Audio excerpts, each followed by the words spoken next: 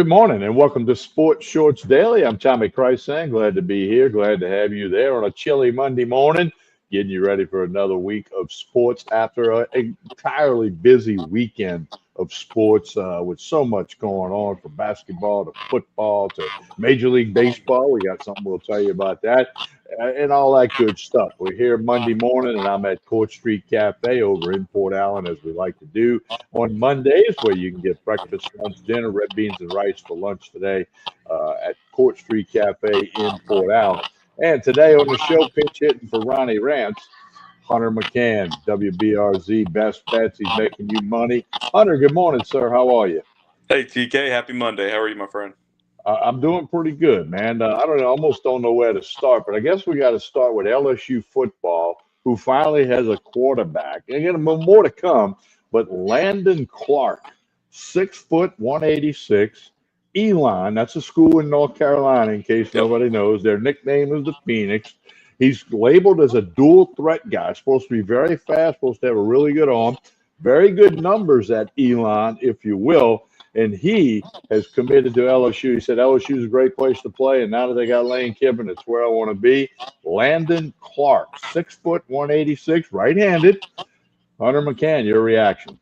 Yeah, it's similar to what we talked about Saturday. Like I said, he's got a cannon for an arm, and he's able to put his foot in the ground and get north to south really well. But he's also a shifty guy. I mean, he will make guys miss when he gets those wheels moving. So I'm very interested to see how that talent kind of translates to this D1 level, and be able to play at this FBS level against Power Four opponents. Now, I don't think this is obviously LSU's QB1 next year. I mean, he could end up shaping out to be something fantastic. And right now, he's the only scholarship player on the roster. But I still think that Lane Kiffin and company are going to be making moves to get another quarterback on the roster today, if not tomorrow, if not today, before the portal closes later this week. But I mean, this is a guy that you hope is next year's Trinidad Chambliss. That Lane Kiffin's second strike at gold. Can he hit gold again? Okay, because when they brought Trinidad Chambliss into Ole Miss, he was in there to be the backup to Austin Simmons, who's now off to Missouri. He got hurt. Chambliss got a chance. And Kiffin was quoted back in September with talking to one of the TV crews, where do you see this backup guy we got? Well, when they had to turn to him, it worked. Okay, he came from Ferris State, where he won a national title. Now, even Ole Miss fans didn't think he'd be QB1. Okay, we ended up being amazing, and we know the story. So can Kiffin hit it again with Landon Clark? Clark said he's coming in to compete for the starting job. He's not coming in to be QB2. He may end up being QB2, but that's not why he's here. You got to defer to Lane Kiffin. I don't know if lightning can strike twice, but you can't say no. It won't. You can't say no, but that's where it's at. So it's an interesting story.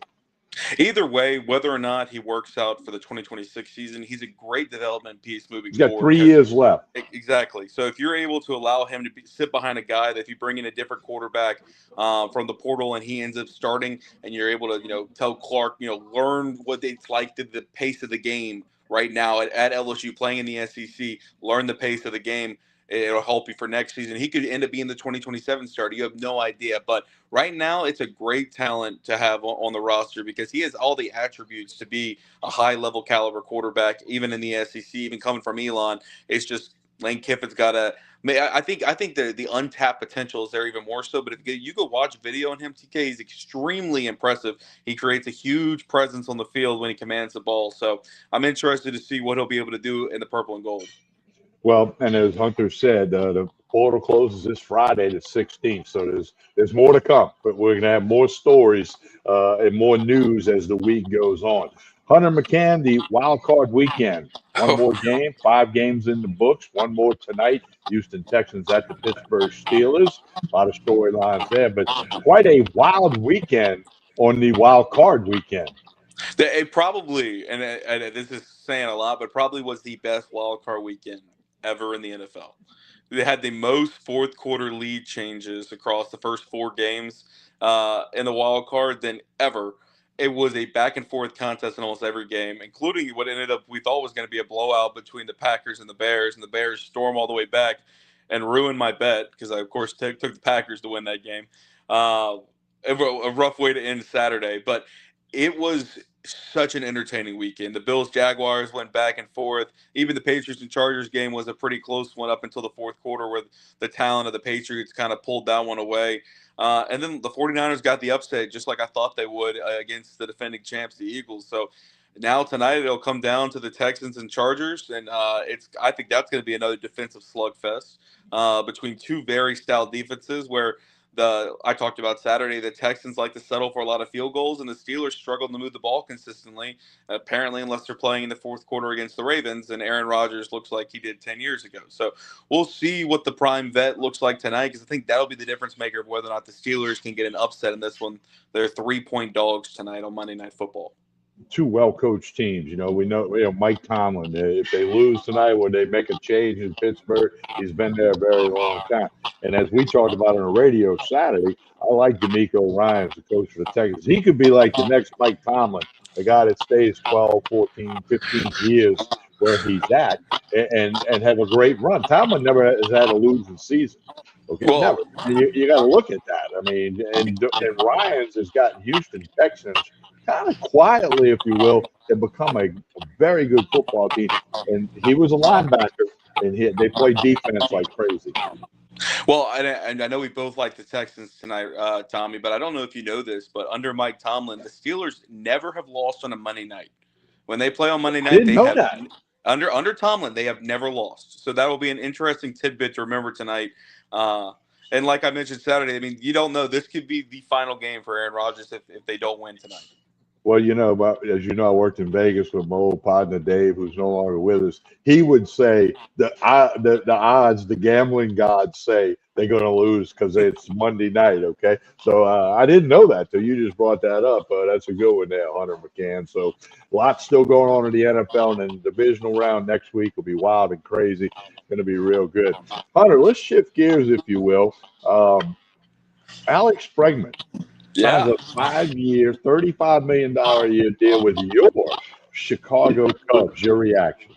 Well, last year when they didn't land him, it was because of the price tag, and I thought also probably the longevity of the contract. I was pretty surprised by the 5-year mark on the contract, but I mean, you give him what he wants. I mean, that's what he wanted. I was also surprised that they also went for him again this offseason, just because of the fact of how well Matt Shaw played at third base for the Cubs this past season. Now, his future with the team's kind of up in the air. I mean, like I said, he was productive last season, even more so than you thought he would be. Maybe they end up using him as a trade piece at this point.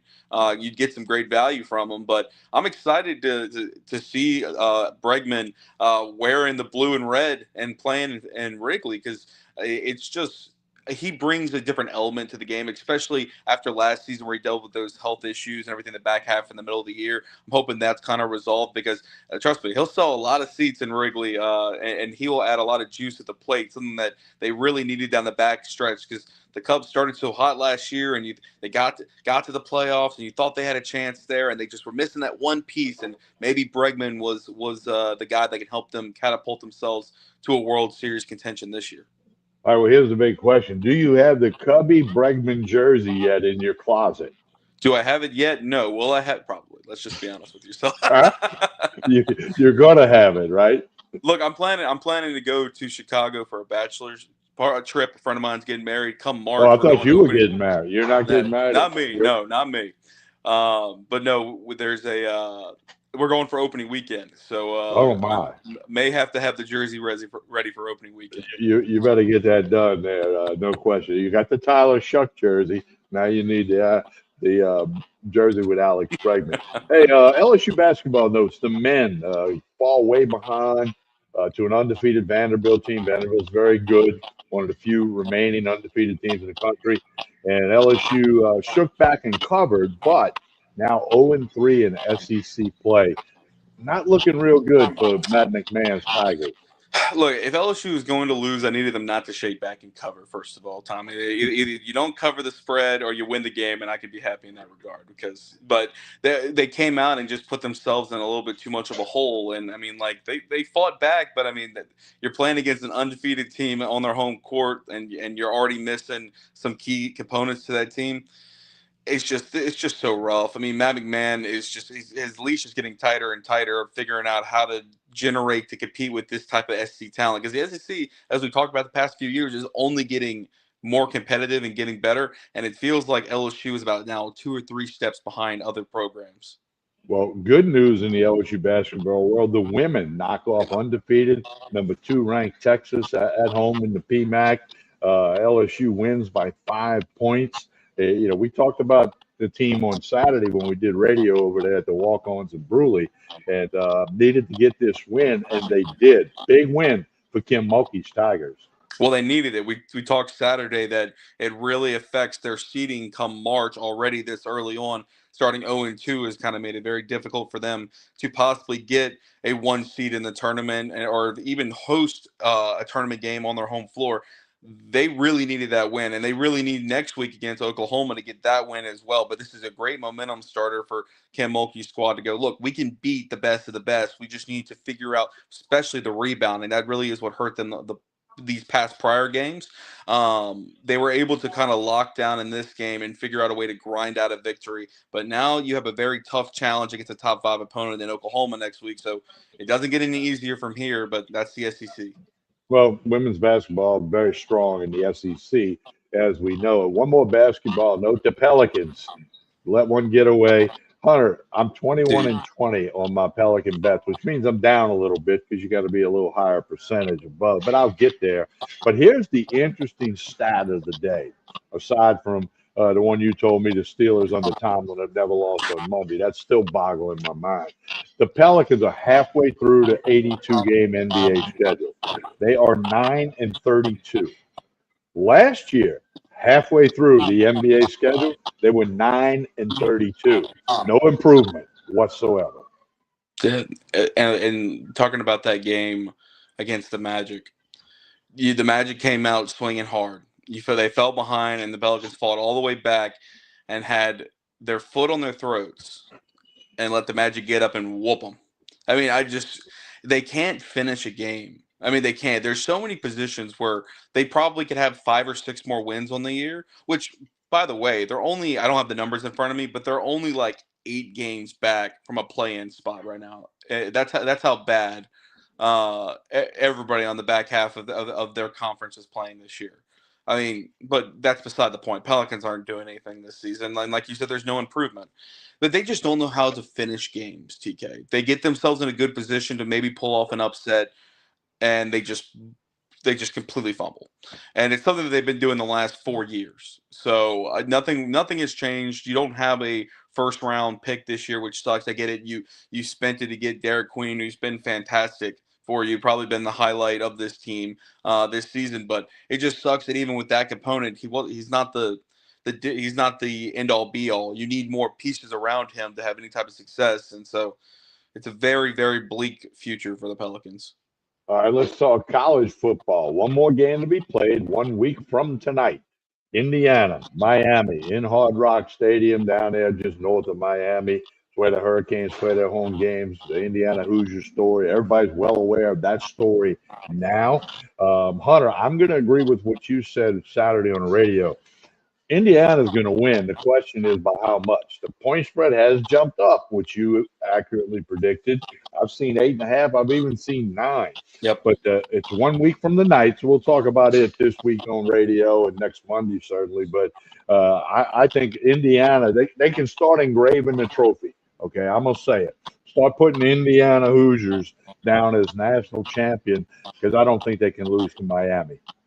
It would take a perfect performance from Cristobal's Miami Hurricanes. I mean, they would have to play almost perfect, similar to how they played against Ohio State, but they had to play 4 quarters of that. They really did. They almost were perfect in the first half, which set them in a good place to finish that game in the first round. But for Indiana, I mean, they just are a well-oiled machine. If Fernando Mendoza would have to play the worst game he has played in his career, in my opinion, for Miami to have a chance. But we'll see. It's in the Hurricanes' backyard. Maybe that changes something. But I can tell you already, and we talked about it Saturday, I'm all over Indiana. I think the line's probably going to close about where it is right now. I don't see it jumping above that 9.5 mark because people are going to, if it jumps above 9.5, people will be buying back on Miami and it'll fall right back to 9.5. I took it right when it opened. I bought a point, got it at 6.5, took it at 7.5 as well. But I think this is the Hoosiers thing to lose, and I don't see how Kurt Zanetti or that company fumbles this away. Well, my final topic tomorrow is January 13th. Okay. And that will be 1 month away from the February 13th LSU baseball team beginning their 2026 season at home against the Milwaukee Panthers. A 2 o'clock game on Friday the 13th. Oh, who knows, right? But a lot of people, especially as basketball, the men are struggling. Looking forward to Jay Johnson and LSU baseball. High expectations, #1 in the country, and one of the polls, 4 or 5 more polls to come. I, for one, very excited about the beginning of LSU baseball. Yeah, we'll see how pressure handles for this team, but you got a lot of starters from last season, especially at the position players coming back to create a core foundation for this team to kind of take that experience from Omaha and catapult themselves back there. So it hasn't been too much on Jay Johnson's shoulders yet. I don't see how it would be again. He's won 2 national championships in 3 years with the Tigers. So maybe start getting ready for number 9. I don't know, but first you gotta get the season underway against Milwaukee and go from there. All right, Hunter McCann, before we get out of here, tell everybody about how they can keep up with you. Of course, you remember Team Sports Shorts with being here today, pinch hitting for Ronnie Rantz, and Sports Shorts Radio on Saturday mornings, where this Saturday will be at Mr. Carter's Barbershop down in Prairieville. So I want people to come check that out. But Hunter, tell people how they can keep up with you, including your new X account. Yeah, you can go to Best Bets. It's at WBRZ.com. You click on the sports tab, click Best Bets. I got picks every single weekend for college basketball, college football, NBA, NHL, NFL. Basically, if there's a ball, puck, or anything in between, we're going to be betting on it. And then, the Twitter. We got our old Twitter back last night, TK. And, Oh, no. Oh, my. I don't know if you realized that tweet you liked last night was my resurgence. I saw you said that, and I didn't put 2 and 2 together there. Yes, X has re-granted my old account, so we are back to prime X account. So that's going to be McCann_Hunter. McCann_Hunter. Give me a follow. Yes, lost it for 2 months, but we are back and doing well. All right, Hunter McCann, we appreciate you pinch hitting for Ronnie Rantz, as you've done before, and we'll probably have to do again one day. We know Mr. Rantz has a busy schedule. Hunter, thank you so much, and we will visit again soon. Thanks, TK. I appreciate it.